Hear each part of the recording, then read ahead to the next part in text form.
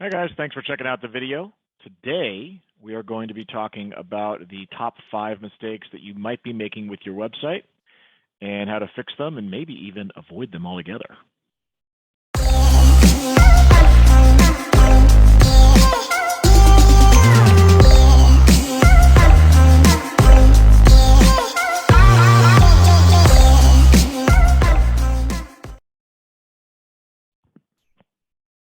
All right, let's talk about the top 5 website mistakes. Let's see if I can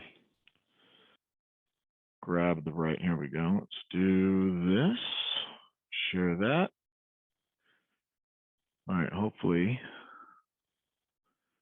my bald head doesn't get in the way of everything. So, top 5 website mistakes, guys, and how to fix them immediately. This will be valuable for you if you are embarking on a website project or you already have one. This should help you either fix some things that you may not know are broken, but more importantly, if you're embarking on a project, it'll help you avoid some of the common mistakes that I see pretty much daily. I didn't put these in any particular order, although you could definitely make an argument for any of these being, the number one problem, but I kind of numbered them 5 through 1, one being the final one. But anyways, let's get kind of the boring shit out of the way first and talk a little bit about security. A lot of people just kind of like, they don't even really think about it. It just becomes something that, it's not real until it happens to you, right? But the reality is, your website's getting looked at. Like if your website's live online, there are people that are trying to get into that, mainly because they really don't know what's behind there. It's almost like someone knocking on your door. Like, I don't know, like maybe 2 or 3 people knock on my door a day, and it's always like, well, who's there? Why are they here? Can you imagine someone knocking on your door 60 times a day? I mean, that's how many people are trying to get into your website daily. And so I think it's something that you should think about. You should absolutely put together some type of a strategy, or at least have a conversation with your stakeholders about what you're doing for security. And a couple of easy ways to kind of combat this is just make sure you have some basic stuff installed. Like just get an SSL on your website, right? Have strong passwords. Have different passwords. If you are, essentially hiring a web developer, or even if you have someone internal on your team that's doing web development for your company, make sure that they have their own user account for whatever it is you're giving them access to. You don't know how many times I've seen where it's like, oh yeah, I'll just give the web developer my main password. They log into your hosting account, and next thing you know, your domain is assigned somewhere else. Like you don't even. I had a client call me yesterday that they lost their main domain name. It was bringing them in like 70 grand a month. So it's very common. So just use strong passwords. I mean, it's so simple. When you first set up your domain account, through GoDaddy or whoever, set a strong account. Set a strong password. That's the main reason people lose stuff, because they have some weak ass password, and then next thing you know, imagine this. Imagine you having the same password on your hosting account and your bank, and then you just gave the web developer your bank password without even thinking about it. It's like, oh, just log into my hosting. Then they go over to chase.com and log into your bank, and it's like, I mean, it's just little basic things that you can do. Like, obviously the more traffic you have, the bigger potential problem this is. So this is just the basics. Like I could make an hour-long video just on security, but just make sure it's something that you're thinking about. And at least these, couple, 3 things that you can do to really save yourself from a huge headache in the future. Another mistake that I see a lot is analytics, or really lack of analytics. If you don't have analytics on your website, how can you really measure what's happening and what's going on? Where that traffic is coming from. How many clicks you're getting, how long people are staying on your site. These are all important metrics that you should be tracking. And you should be, these are things that you need to be measuring. A lot of people just don't measure it. And we see that in the data. Like a lot of people are, a majority of people say that the biggest barrier is really not really understanding it. So it's like if you're a business owner and you don't understand analytics, or why I would even need to analyze something, chances are you're not going to, stick some code on your website. It's like, well, what does it do? How does it work? Like, so do yourself the favor, go do 30 minutes of research on this stuff. Go figure out which tools are in line with the metrics that you need to analyze for yourself and for your company. A very low percentage of people think that their analytics is working properly. So it's definitely worth a conversation, and it's definitely worth, take the time to get some free tools. I mean, GA, I put that there. That's Google Analytics. It's a free tool. It doesn't cost you anything. Sorry, I got to turn my phone off here. The GSC stands for Google Search Console. Again, free tool. There's heat maps out there. If you don't know what that is, there's actually software out there that you can install on your website that will analyze how people are navigating through your website. So you can kind of figure out, are there any pockets of content that are missing, or maybe there's some holes in the process that you might not have seen without that heat map. With analytics, what you really want to do, and I see this a lot, is where companies kind of forget, or they get caught up in the weeds, and it's almost like they're scared to look at the data, right? You want to use data to inform what you're going to do. Use it to inform your process. Use it to inform your strategy. Just get out of this mindset of not looking at it. Look at it. Just take. It's not a big deal. So what? If people are bouncing off your site, go fix it. Go put a video up there or something. There's ways to solve these problems. Big mistake number 3. I don't even know how this is still a thing, but there's still websites out there that are not optimized for mobile. Tablets aren't as important, but this is it. This is what people are using. And if you don't realize that, you're probably the least self-aware person on the planet, because you're probably watching this video on a mobile device. Your clients are checking you out on their mobile devices. This is actually older data. This is from 2016. I looked at it right before I made this video, and as of Q4 of 2021, it's like 54.4% of web traffic comes from mobile. So we actually now, like every website that we build mobile first. And you should too. You should really be thinking about, the number of your potential clients that are using their mobile device to check you out. There isn't really a quick fix for this, and it's hard to really diagnose this without looking at your situation, because there's no real easy way to fix this.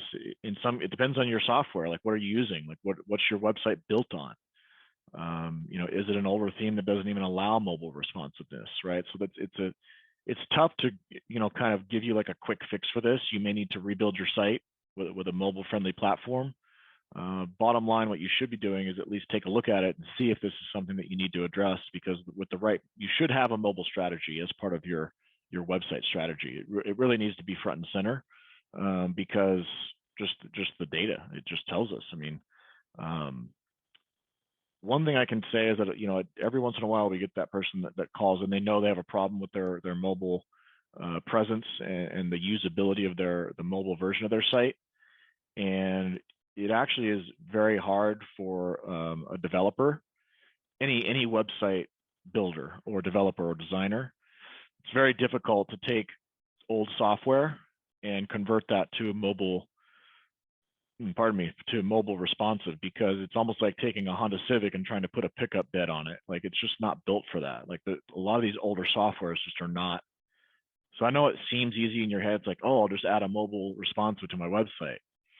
It's a little bit more complicated than that. So it's definitely worth at least looking at and figuring out which way you need to go, because that's something you would probably need to resolve as soon as possible. Because if you don't have a mobile responsive site, you're probably losing money. Bottom line, right? Poor content. The debate rages on, right? Like, what is content? Is it the words? Is it the pictures? Is it the videos? Like, in my mind, it's really a combination of those things. But the best way to look at this and that's why I said analytics earlier, right? Because you want to use analytics kind of to inform your content strategy. Because when most people just look at the visual appeal of their site and they think, oh, that's good enough, right? Like they don't consider, the other pieces of the puzzle, like what does it say? How does it say it? Who's the website built for? Does my value proposition connect with my audience's pain or help them solve some type of problem that they have?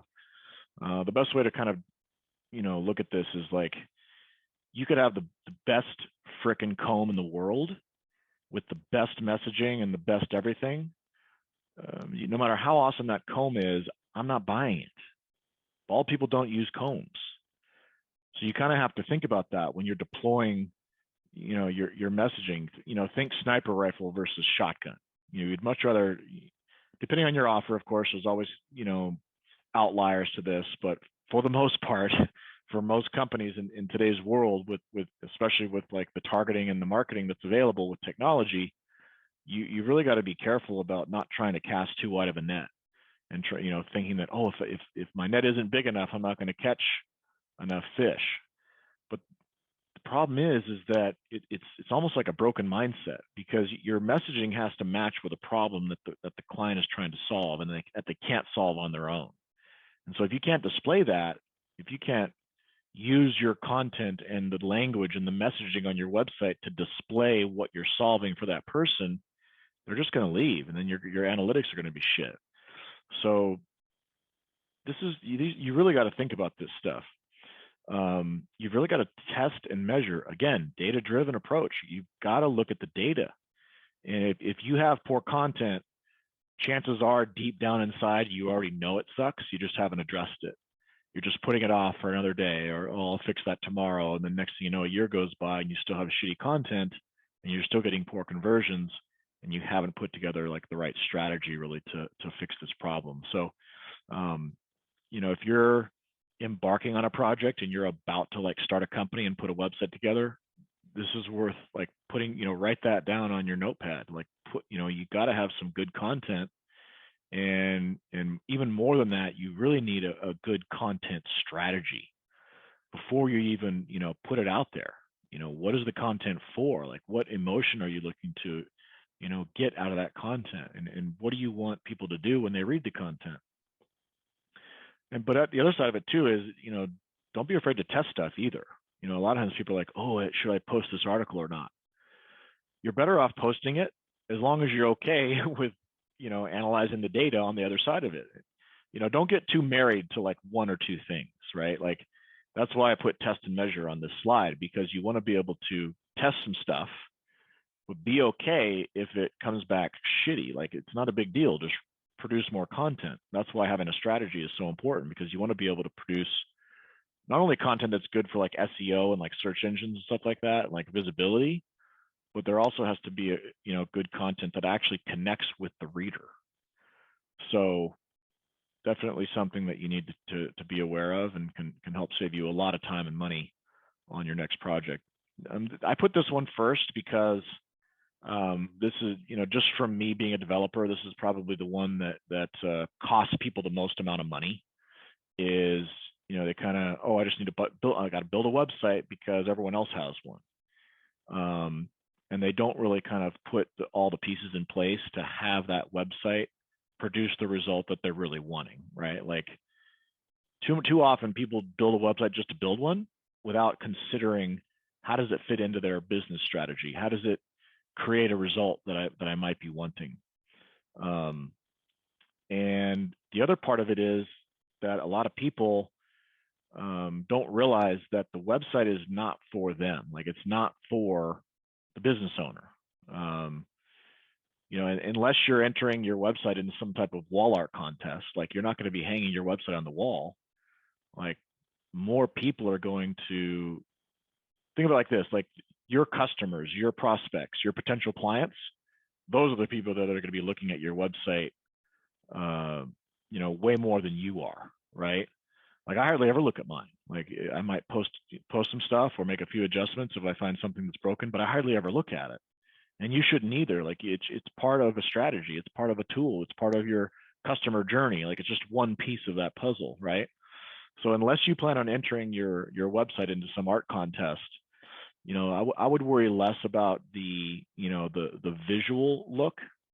It's still important. It's just not as important as a lot of people give it. You're much better off, you know, when you kind of sit down before you even build your website, or maybe you're thinking about redesigning it or whatever, but you want to answer these three questions. Who is the website for? And, you know, I can't answer that question for you. This is something you need to think about, right? What do you want that person to do when they visit your website, right? Do you want them to call you? Do you want them to fill out a form? Do you want them to download something? Like, what is the, as they say in the business, right? That you've heard the term call to action. That's all that means. Like, what action do you want that person to take when they go to your website? Do you want them to phone you? Do you want them to fill out a form? Do you want them to email you? Do you want them just to read a blog post? Do you want them to, you know, put something in their shopping cart, like e-commerce? Do you want them to make a purchase? Do you want them to, you know, take a free trial? So in today's world, and you'll kind of notice this in your own life more than likely as you surf around the internet. If you go to a website that's too confusing, it doesn't give you like a clear thing to do next, that doesn't really answer these three questions, it's all happening subliminally, right? It's like it's a conversation that's happening. There's a dialogue happening between you and that website. And if they're not giving you like quickly what you're looking for, you're just going to leave and you're going to go find it somewhere else. And you don't want your potential prospects to have that experience with your website. You want them to come there, go, aha, I found it finally. I have something that could help me. And then the other piece of it is, once they take that action, what is the next step? Like, what happens after they click the button, or what happens after they add to cart? What happens after they call you, right? What happens after they fill out the form? So you've also got to think about, you know, after they get off the website, after they take that action, what happens after that? You know, is there an automated response they get? Is there an email? Is there a text message? Is there a phone call? Like, what is the process?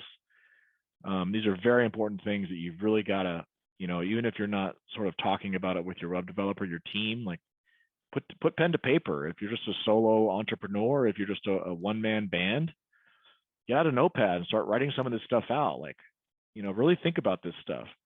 It'll save you so much time and effort and money on the back end. You don't know how many websites come across my desk. They're like, yeah, I need to fix my website. And, you know, the thing was built without answering any of these questions. And the business owner can't even really describe, you know, it's like, hey, why do you have a website? They don't even know why they have it. It's almost like they're getting it just because it's the thing to do. Like, don't do that to yourself. Don't do it just because your neighbor is. Have it as part of a general strategy. Like, have that website be a tool, a profit generator for your business.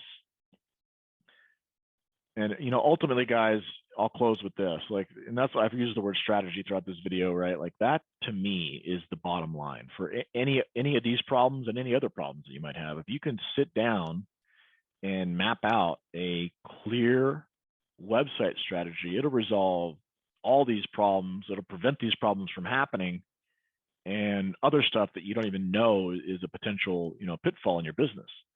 But again, guys, I hope you got value out of the video. I'm going to try to keep this thing short. I don't know how many minutes we're at here. My timer's not working, but I hope to see you on the next one. Thanks, and have a great one.